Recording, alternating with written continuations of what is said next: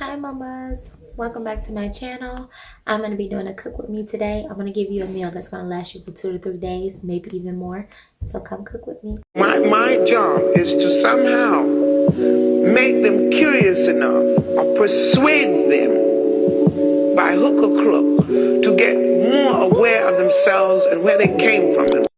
Alright guys, so these are all our seasonings that we're going to use.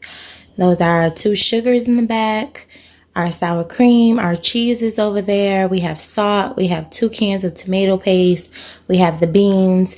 I think I'm going to end up using 2 cans of beans because I have a lot of meat. And then crackers, of course, of your choice, and the onion.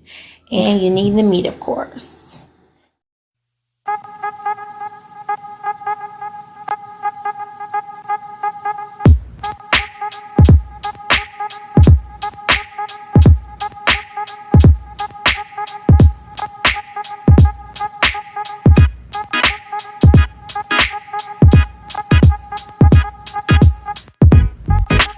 So after you get your can all rinsed off, you want to open it, and then you're going to get your beans started so they can soften up while the meat is cooking down.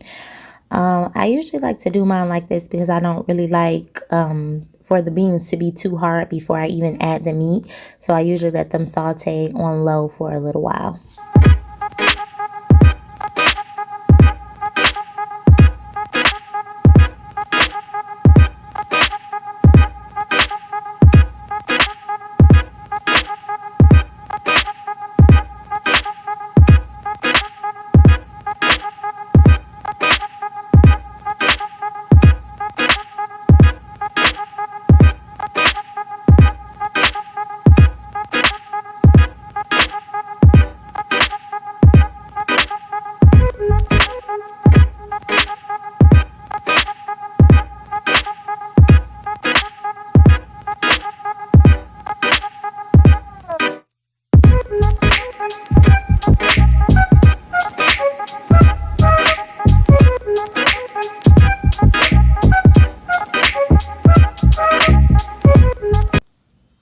Now it's time to add your onions to your meat and let it saute all together. I usually chop the chunks of meat down so it's not so, so bulky.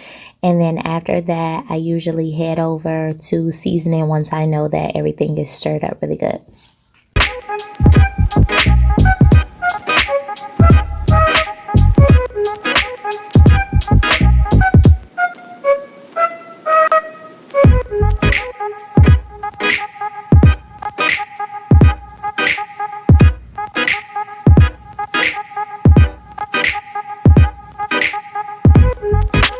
And another thing, y'all, I use a lot of seasoning on my meat because I like to bring out the taste of everything, and I like for everything to saute and have a certain flavor. You don't have to use as much seasoning as I do. It's all about your preference. Most people only use black pepper and salt for their meat anyway. So it's all about what you like and what your family is into.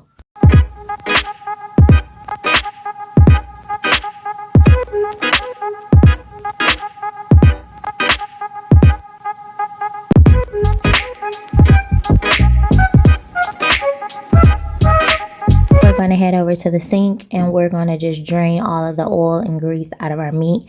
I don't like oily or greasy meat, so I like to drain it and shake it up in my drainer bowl, and then I go from there, and then I'll add it to the beans after I drain all of the oils off.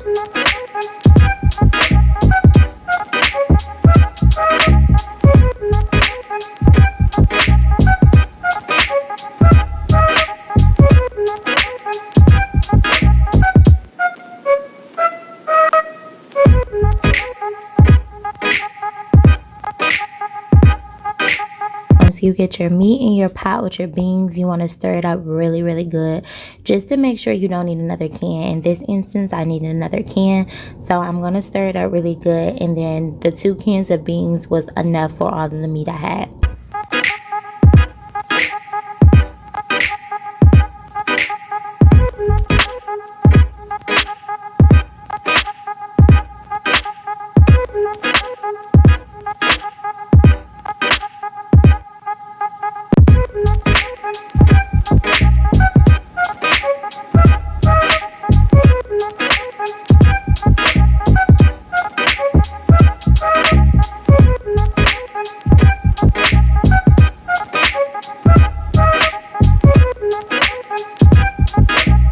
Now we're going to add the tomato paste. I add 2 cans of tomato paste.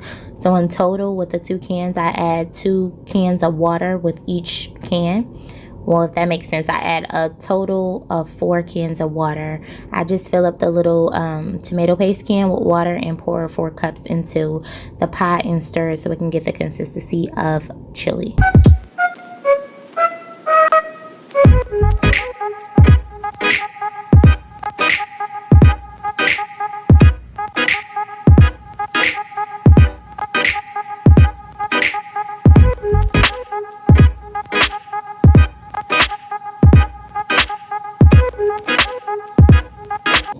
Then we're going to add the cheese. I add enough cheese, not too much because I don't really eat cheese, but to suit the family, they all eat cheese, so I always add some in there. It's up to you how much you want to add into your chili and your family's preference.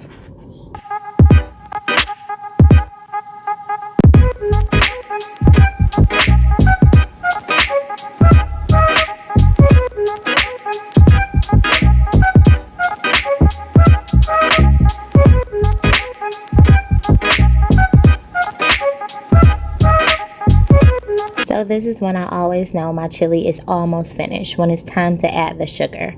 So I add just enough of the white sugar, and then I focus on the brown sugar because it gives it kind of like a sweet but savory taste. You don't have to add sugar, but that's how I like to eat mine. Just try it and you might actually like it.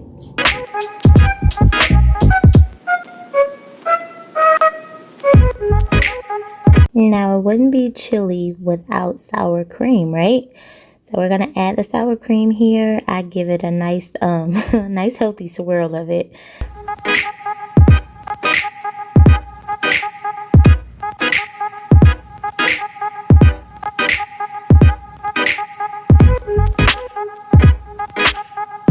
Now it's time to put my skills to the test and taste it. And I think I approve. It is really good. So once you taste it, guys, if you feel like it needs any more seasoning, don't be afraid to add more seasoning to it. But luckily this time I got it on the nose and it was pretty damn good.